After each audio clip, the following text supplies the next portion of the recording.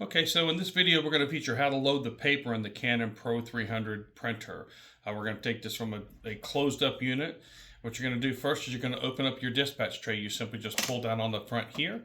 In this first layout section, it will hold a 4x6 and a 5x7 with ease without it coming off the paper tray. So you can see here is a 5x7 sheet of paper. When it dispatches, it'll sit in this area here. I'm going to slide this over and then you'll see that it'll hold the 4x6. You can hold 8x10s at this level as well without opening up, but we do recommend that you open it to the second stage. The second stage is here. You basically place your finger underneath here and just flip this out. There's also an extender bar out there if you're doing 13x19 that you can pull out right here.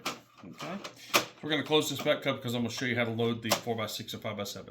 So there's actually an opening on both sides of the printer head top up here. You're simply just going to flip this flap open here. And then you're going to open this up. That's going to allow you to see where your paper guides are. Okay. Now again, your 4x6 and 5x7 and 8x10 will all just set up against this guide here. If you need to do 13x19, you can actually just at the end here, you'll see that there's two lines. There's one on each side. You can actually flip this up to handle your 13x19 paper. Now we're just kind of showing you the small unit here. This is the Pro 300. This is your GP series printer behind you here. And let's kind of show you the Canon market aspect. Okay. Now you do have two paper guides. One is black and one is gray. They move simultaneous.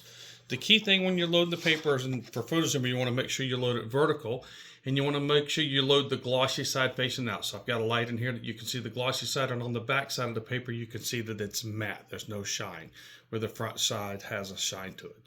Same thing on the 5x7. So depending on if you have our glossy paper or our photo luster paper, you'll see a shine on the front and dull on the back. The key aspect is to make sure that you load your paper in here portrait style, in between your guides with your guides pushed up against the side and the glossy side facing out. Now again, you want to avoid touching the glossy side of the paper with your fingers so you don't leave any dirt, oil, or residue on the paper.